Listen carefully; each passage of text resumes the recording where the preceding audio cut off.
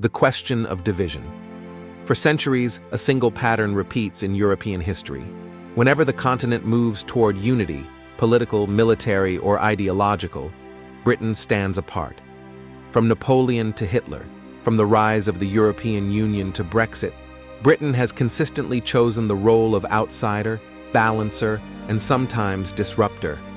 But why? Was it mere strategy, a calculation of survival? Or was it something deeper, a matter of geography shaping psychology, of island identity resisting the continental order? The question of why Britain so often opposed a united Europe is not only historical, it touches on the ancient human tension between independence and belonging, between isolation and integration, between the island and the continent. 1. Geography and destiny. History begins with geography, and Britain's story begins with water. The English Channel, a narrow stretch of sea, became a profound psychological border. It insulated Britain not just from continental invasions, but from continental thought. For the Romans, Britannia was a remote frontier, fog-bound, untamed, at the edge of the known world. For the medieval kings, it was a refuge. For the Victorians, an empire's heart, protected by the wooden walls of the Royal Navy. Britain's insularity gave rise to a national habit of mind, a distrust of central authority and a belief in the self-sufficiency of the island. While continental powers built vast armies and bureaucracies, Britain looked outward, to trade, to the seas, to empire. To be British was to be different, not part of Europe, but next to it, close enough to intervene, far enough to stay free. 2. The medieval roots of separation. The divide was visible even before the modern state emerged. The Norman conquest of 1066 paradoxically bound Britain to the continent and separated it further. The English crown became entangled in French politics. Yet the English people increasingly saw themselves as distinct. The 100 Years' War in the 14th century only deepened that divide. France became the other, Europe's beating heart and Britain's eternal rival. The Reformation in the 16th century widened the chasm beyond politics. It became spiritual. While continental Europe remained largely Catholic and hierarchical, Britain, under Henry VIII and later Elizabeth II, embraced Protestant independence. No pope, no emperor, no submission to Rome or Vienna. This religious independence would become a political doctrine. No continental power must ever dominate Europe, for if Europe is ruled by one will, Britain's freedom is in danger. Thus was born the guiding principle of British foreign policy for centuries, the balance of power. 3. The balance of power doctrine. For Britain, the ideal Europe was never united. It was divided, balanced, and perpetually in motion. A Europe in tension meant an island at peace. During the 18th and 19th centuries, British statesmen from William Pitt to Lord Palmerston followed this rule with near religious devotion. When Louis XIV sought to unite Europe under French hegemony, Britain financed coalitions to stop him. When Napoleon rose, Britain again became the financier and organizer of continental resistance. And when Bismarck's Germany appeared poised to dominate Europe's center, Britain watched warily, maintaining its balance through diplomacy and empire. To modernize, this may look like manipulation, but to British strategists, it was moral geometry, the art of keeping the European equilibrium intact so that no single power could challenge Britain's sovereignty. Even the 20th century's two world wars can be read as a continuation of this principle. Britain entering, only when the European balance collapsed entirely. 4. Empire and exceptionalism. By the late 19th century, Britain no longer merely balanced Europe, it transcended it. The empire stretched from Canada to India, from Africa to the Pacific. Britain's destiny seemed global, not continental. London was the world's financial capital. The pound sterling was the measure of trade, and the Royal Navy ruled the oceans. In this global context, Europe became provincial. To be European was to be local. To be British was to be universal. The island saw itself not as part of the continent, but as the overseer of a world order. Thus emerged the quiet arrogance of imperial exceptionalism. It wasn't hostility toward Europe as much as indifference, a belief that Britain had outgrown the old rivalries of kings and dukes. Yet this detachment would come at a cost.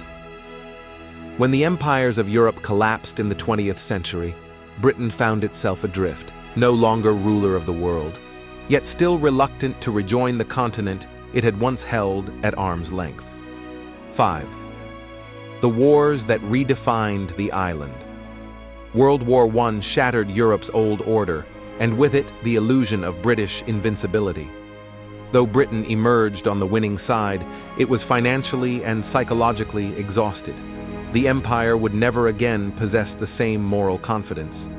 But it was World War II that revived Britain's ancient identity most powerfully, the lonely defender of liberty against a united continental threat. When Churchill spoke of fighting on the beaches, he wasn't merely defending Britain, he was defining it. Britain's courage was born from isolation, its strength from standing alone.